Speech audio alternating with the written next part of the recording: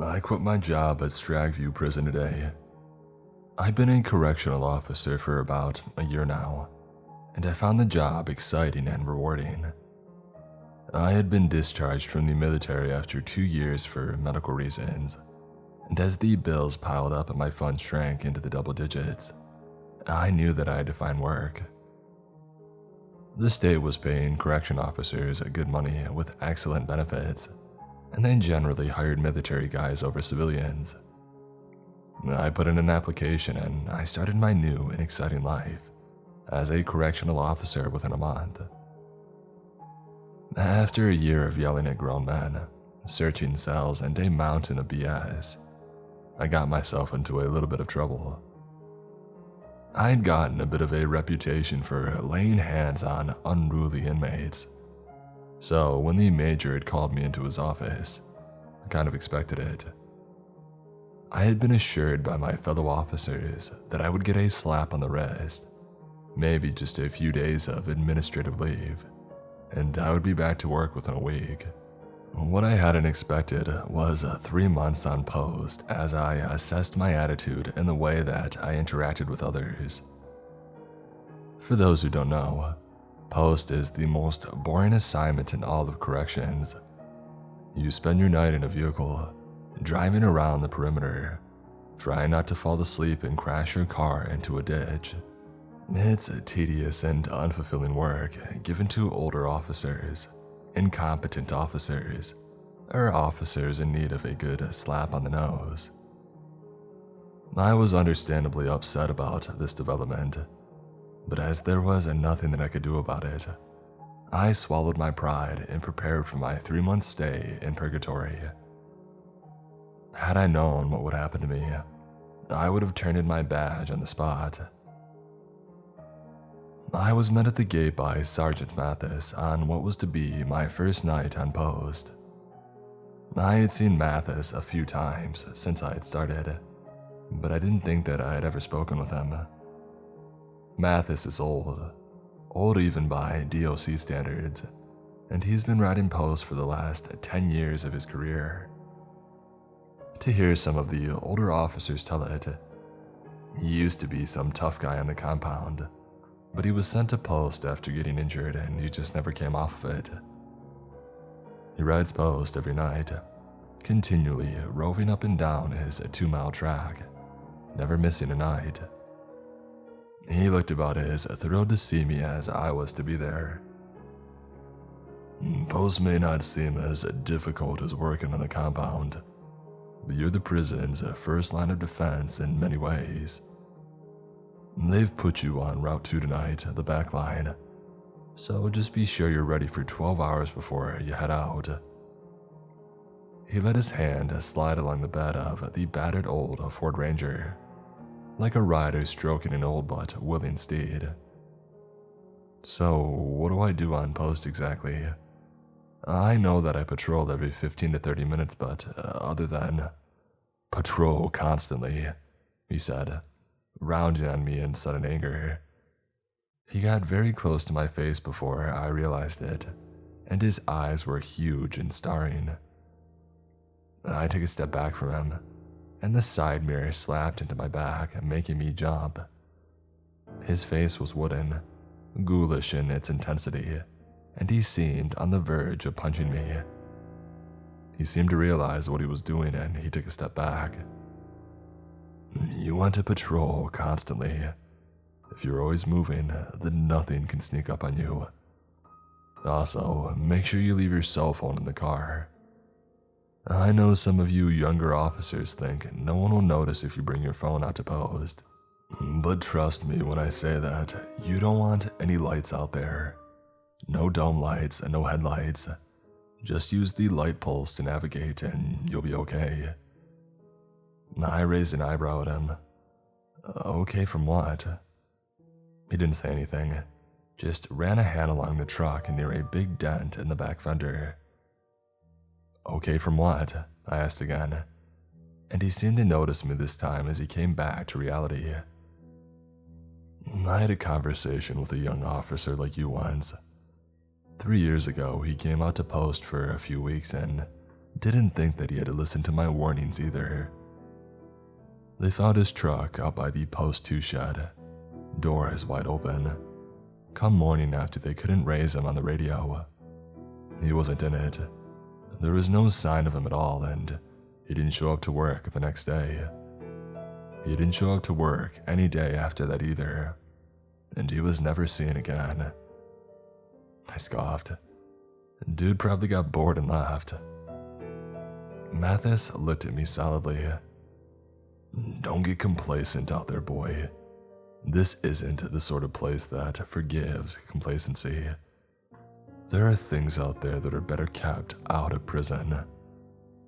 What those things were, he refused to elaborate on. He just stumped towards the front and away from me and the idling truck. The first hour and a half were very dull. I watched from the front seat of the Ranger as they fed an evening meal, watching the inmates scamper back to their dorms as daylight began to wane and night began to creep up. After sundown, the radio announced restricted movement and concluded any unsupervised strolls across the compound. It was 8 o'clock, only 2 hours into my shift, and I pulled up next to the Post 2 shed and killed the engine. I put my feet up on the dash and I pulled out my phone, not caring about what some old fart had to say, as I surfed Reddit and checked my Facebook. It was a boring post, but I do admit that it did have its perks. As I sat, the sun waning and eventually dying around me, I started to catch something out of the corner of my eye. The compound sat perched on a little incline surrounded by a thick wood. The woods were a good 50 feet away from the fences, but close enough to make them look menacingly close in the dark. Something kept bounding in and out of them, just off to the left of my line of sight. Once or twice, I thought that I caught a glimpse of a dog or something in the side mirror, but I shrugged it off and got back to my phone. By the time that it was good and dark, it was time for me to take my turn around my part of the perimeter. As I cranked the old truck, it sputtered and died on me. I cursed, twisted the key and gave it some gas, this time to make it sputter to life.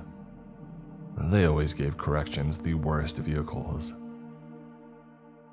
I was driving around the little dirt path, trying to keep it on the road, when something big ran in front of my truck. I slammed on the brakes, but it was already gone.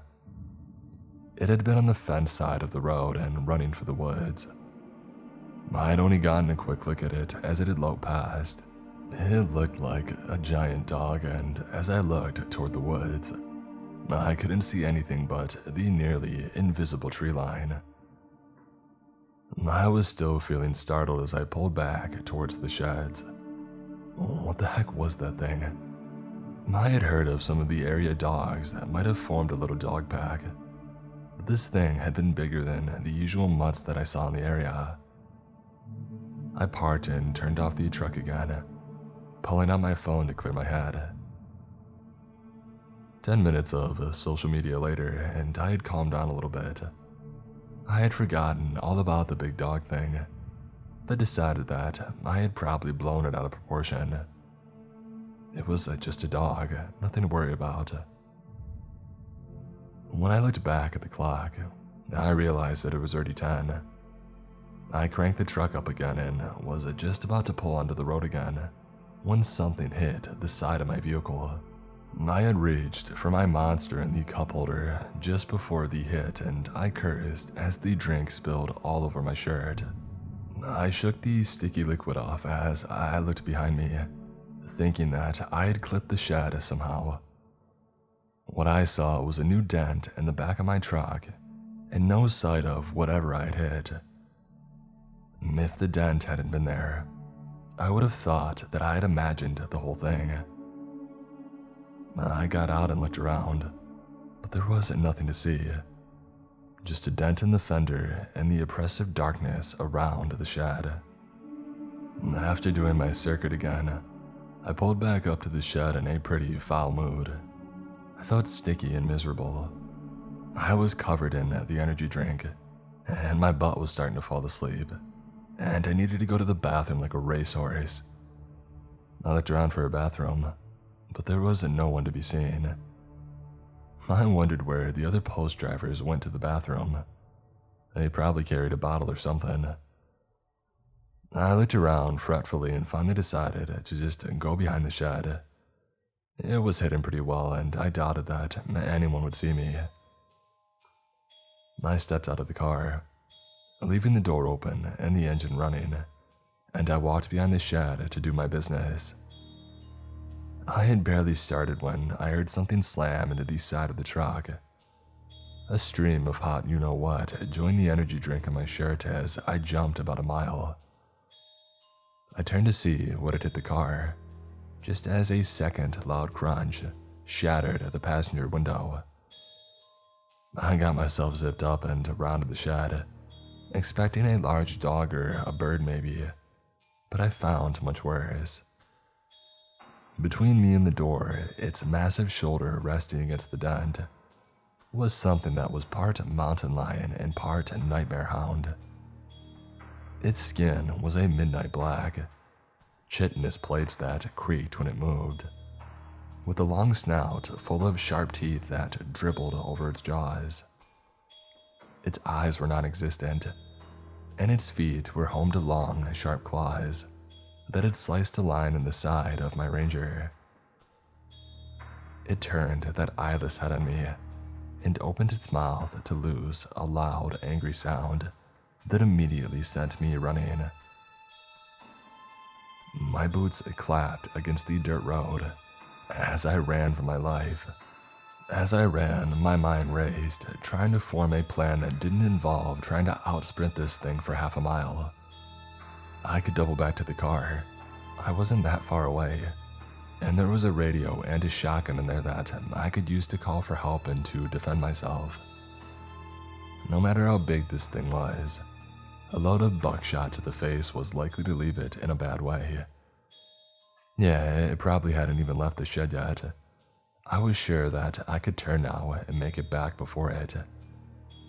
I heard it snarl right behind me then, and I didn't have to look to know that it was less than a foot away. I sprinted, running flat out, and if I had fallen I would have died. I hadn't run far when my back exploded in agony.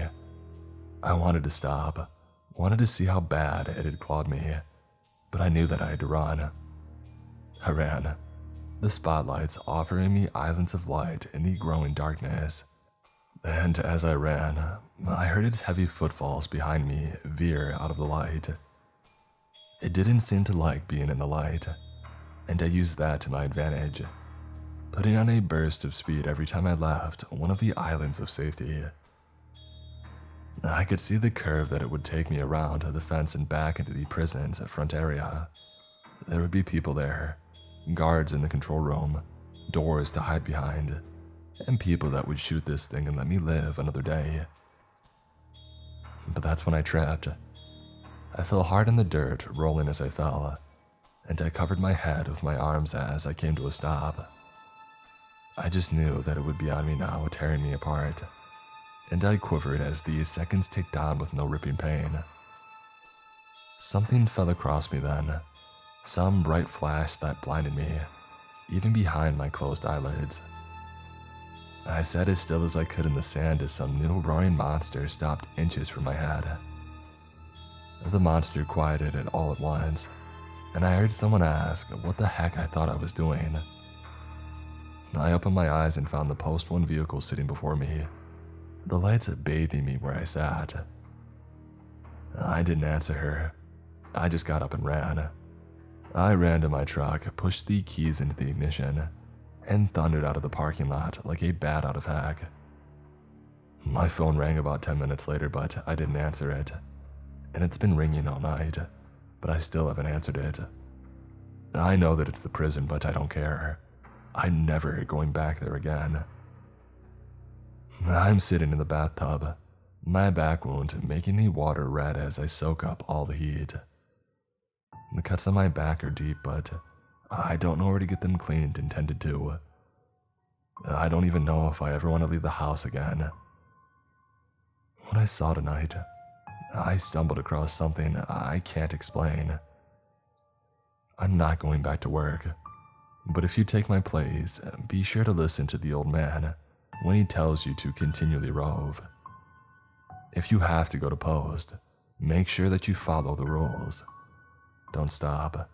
Don't bring anything out there that might draw its attention. And don't get out of the car for any reason.